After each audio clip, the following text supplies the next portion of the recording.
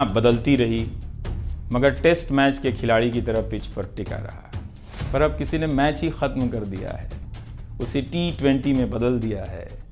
जनता को चवन्नी समझने वाले जगत सेठ हर देश में हैं, इस देश में भी हैं। अगर वो दावा करें कि आप तक सही सूचनाएं पहुंचाना चाहते हैं, तो इसका मतलब है कि डॉलर अपनी जेब में रखकर आपकी जेब में चवन्नी डालना चाहते हैं।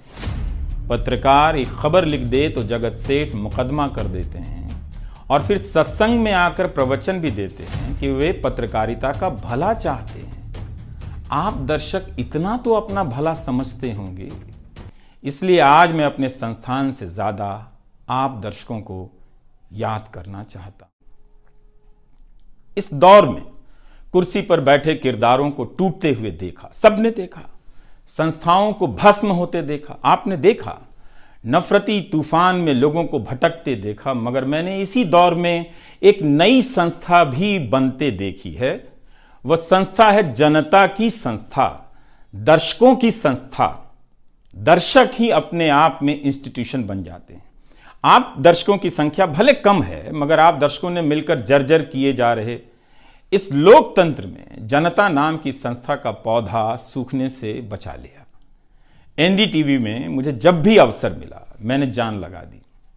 मैंने कभी उन अवसरों को अपने लिए नहीं देखा, बल्कि यही सोचा कि ये अवसर मुझे आप दर्शकों के लिए मिला है, इसलिए उन सभी अवसरों को आप दर्शकों की कहानियों से भरता चला गया और मैं आप दर्शकों का होता चला गया। आपका दावा मुझ पर बहुत बड़ा है, मैं जानता हूं। आप मुझ पर बहुत दावा रखते हैं। मेरे आसपास आप दर्शकों की वजह से एक न्यूज़ रूम बन गया था, पब्लिक न्यूज़ रूम, जो दफ्तर के भीतर नहीं, आपके घरों में था, आपके दिमाग में था। दुनिया भर में फैले कितने दर्शकों ने आगे आकर मेरी मदद की है। आपने कभी मुझसे पैसे भी नहीं मांगे, कभी एहसान तक नहीं जताया। विदेशों में मेरे लिए वीडियो रिकॉर्ड किया, रिसर्च किया। मेरा हर कार्यक्रम किसी न किसी दर्शक के सहयोग का उदाहरण है। आप दर्शकों ने मेरी जानकारियों को दुरुस्त किया है, गलती की है तो डांटा भी है और काफ़ी कुछ उसमें जोड़ भी दिया है। कई सारे एक्सपर्ट, कई सारे छात्र, कई सारे प्रवासी भारतीय, स्थानीय भारतीय दर्शक बनने के साथ साथ मेरा साथ दे रहे थे और पत्रकार भी बन रहे थे और इस पेशे के एक छोटे से द्वीप को बचा रहे थे। इस प्रक्रिया को बिखरते देखना, दर्शकों के बनने की प्रक्रिया को बिखरते देखना और फिर से बनते देखना बहुत सुखद अनुभव रहा।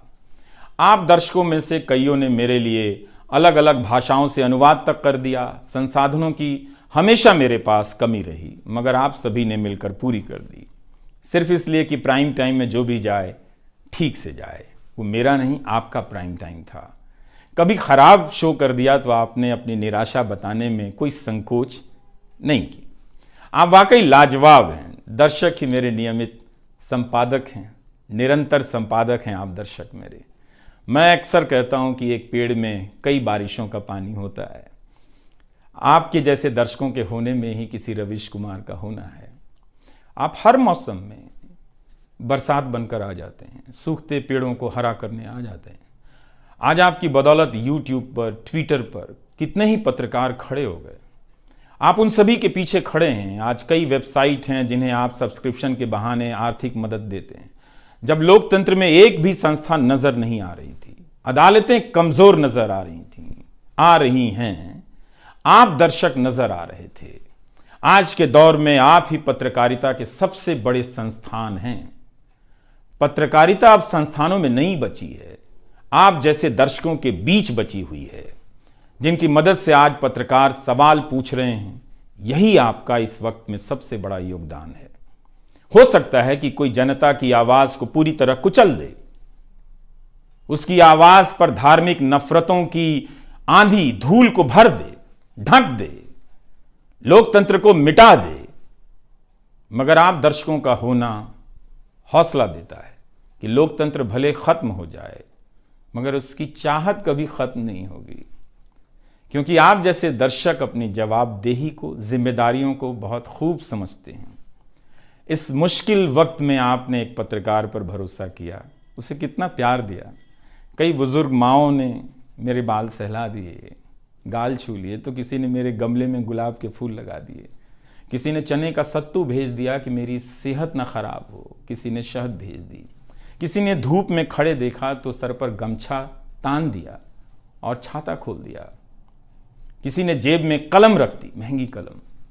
आज के दिन मैं एनडीटीवी से ज़्यादा आप दर्शकों को याद करना चाहता हूँ। आपके बिना मैं कुछ नहीं कर पाता। मुझे आप दर्शकों पर नाज है।